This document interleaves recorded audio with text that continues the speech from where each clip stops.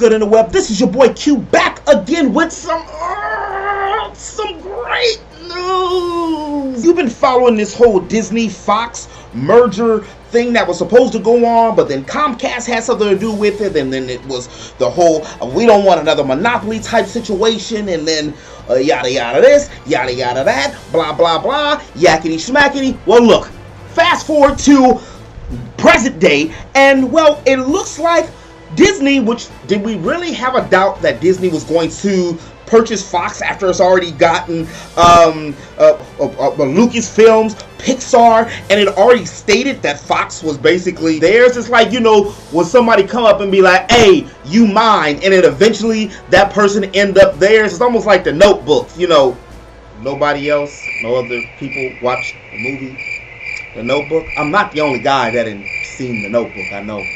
I'm not the only guy that's seen The Notebook.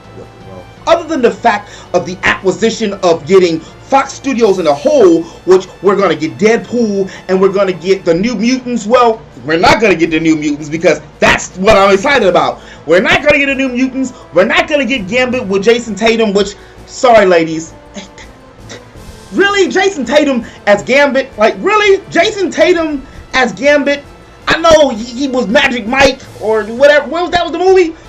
But come on, really? No, Dark Phoenix. And we're not going to go to these little subsidiary movies that Fox have been destroying with X-Men and Fantastic Four. Michael B. Jordan almost destroyed his, or at least comic book career by being on Fantastic Four, which he was a good actor on it. Matter of fact, that was the best looking Invisible Woman who played a very good Sue Richards, and the Thing CG looked amazing. But the script,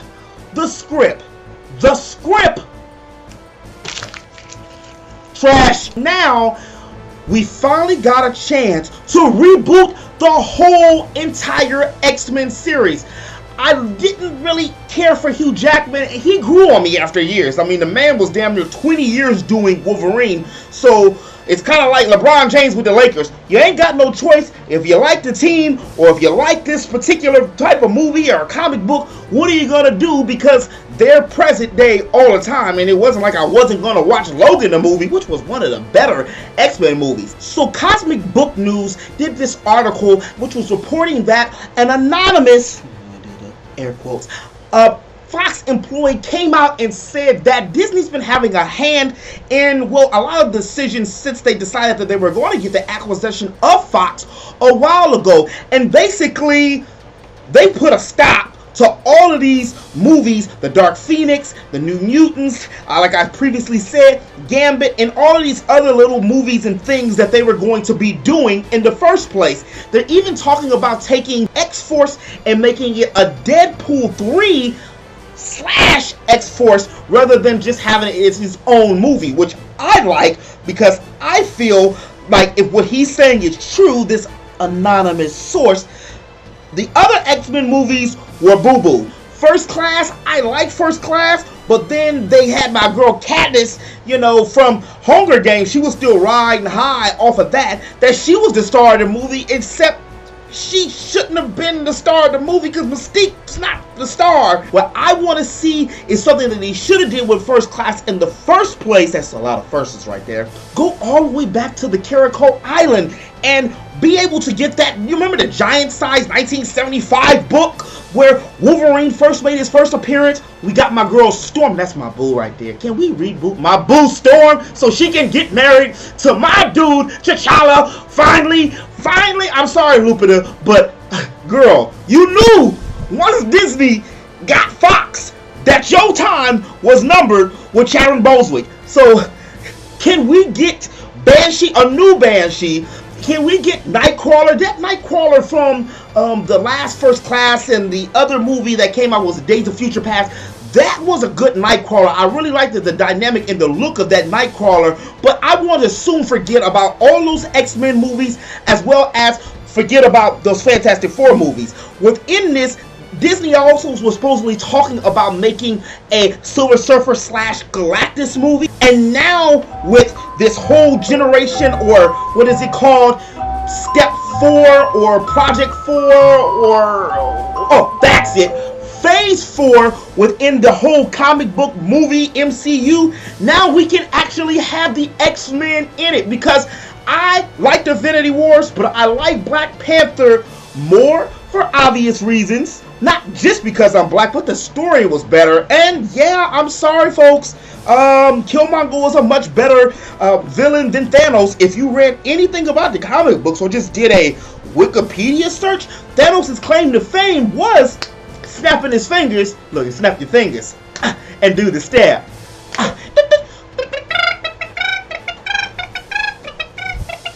That was a huge big gaping hole within the whole entire MCU, is because of the fact there were no Fantastic Four and there was no X-Men. But now with a reboot, we can actually start and do it all over properly and be able to have everybody, because Sony is working with Disney because they don't want to give up Spider-Man. That's why they're making Venom movies and everything, because they don't want to give up Spider-Man, because shit, that's all they got. They CMB. That's Cash Money Brothers. That's all they got. As far as Fox and Disney, now we have a whole entire universe to work from. Over time, I've gotten the whole a stereotype that I am a Microsoft and Xbox hater. And you know what? So what? What if I don't like them? No, for real. It's not that I don't like Microsoft. Actually, I always tell this story. I guess, it's like that person that says, oh, you know what? I have a black friend. Hey, I bought an Xbox 360 before I bought a PlayStation 3. And the main reason I bought a 360 before the PlayStation 3 is because of the games. So when I hear a new story about Microsoft coming out or even talking about a new system, codenamed Scarlett, it's going to be the cloud-based system. It's been a lot of air quotes today. It's got me a little baffled and it's got me a little confused, because Microsoft has never had a problem with technology at any point. It's Microsoft, for God's sake. I mean, it's Microsoft. I've always loved the way Microsoft went above and beyond to ensure that its technology was on point. And that goes all the way back to the original Xbox, when they interviewed over 5,000 people to try their system and ask them what they wanted from a system. I love that innovativeness. Remember that Microsoft had this idea, which I thought was an amazing idea, where they were able to have these 3D layouts and stuff that was going to go through the Kinect. But where is the Kinect? And not only where is the Kinect, but even more importantly, which I know I've been taking a long time to get to the point, where the hell is the games? Microsoft is intending to make 2 new systems that should be coming out by the time 2020 and this new cycle, with this old cycle of PS4 and the Wii U / Switch and Xbox One X will be over. They're planning on having one major console, which is going to be the traditional console. So a lot of fans who are worried about Microsoft not making a traditional $500, $600 console, they're still going to have that, and it's still going to be graphically powerful, and 9 times out of 10 it's going to be more powerful than all the other systems out on the market, because, well, the Xbox is just a plug-and-play computer in the first place. So when I hear about a streaming console paired with that, and Microsoft talking about them being a family of consoles or a family of systems, it kind of reminds me of a little bit of what Nintendo said when it came to what they were doing with the Switch and all of its other games, consoles, and things, which I really wish we would just drop the 3DS. I like the idea, and I like the concept and the technology behind what Microsoft is doing. But if we don't have any games for it, then I'm not wasting my money on another $300, $400 system. Damn it, I'm not even going to waste my money on a streaming system that's $100 if you're not giving me something I want. And one of the things that Microsoft has been doing lately is opening up and trying new things, because just like the Wii U did back in the last console wars or console generation, they and now they're trying to rectify it. So That's a good sign that they're teaming up with different people that they hadn't, like Nintendo doing the crossplay. What I want to see Microsoft do more is adapt to more Japanese games, more RPGs, and you still can have your FPSs and your sports games and racing games, but you have to appease to a bigger audience, especially if you think that Microsoft as a whole, the whole Xbox units are going to sell over 2 billion units, and that's what they're trying to do, is do a whole 2 billion a market share. You're not going to get that unless you have games, and one way to get games is to open up to other games that people like. But again, don't get me wrong, I still feel that this could be good, and this could be a saving grace for Microsoft, and I love the fact that they're still in the hunt, they're still doing something innovative, because if you remember, not too long ago, Microsoft was talking about just calling it quits on Xbox altogether because they were losing some money, they were bleeding a little bit. Hoping that, and I'll go out and get one, especially depending on the price. If this streaming box is between $100 and $200, I'll go pick one up if I'm able to do a backlog and stream all of these old games. Now, that would be something that I really would be into. In a world where we've reached a wall, especially when it comes graphically right now, and VR hasn't taken off, at least the way that a lot of the VR companies like Oculus Rift and PlayStation would like them to have been taken off. We are going back to a whole bunch of nostalgia, and one of these nostalgic things that just got dropped into my inbox, and I can't believe I didn't really hear about it, it's been out for a while, or the news has been out for a while, is a Commodore 64 Mini. Now, I'm not going to go out and buy a Commodore 64 online, but I might purchase this Commodore 64 Mini, and depending on the price, of course, sit it on the shelf and let it collect dust with all the rest of my minis and all the rest of the consoles I don't play. I know, first world problems. The retro console is said to be out this year, 2018, on October the 9th.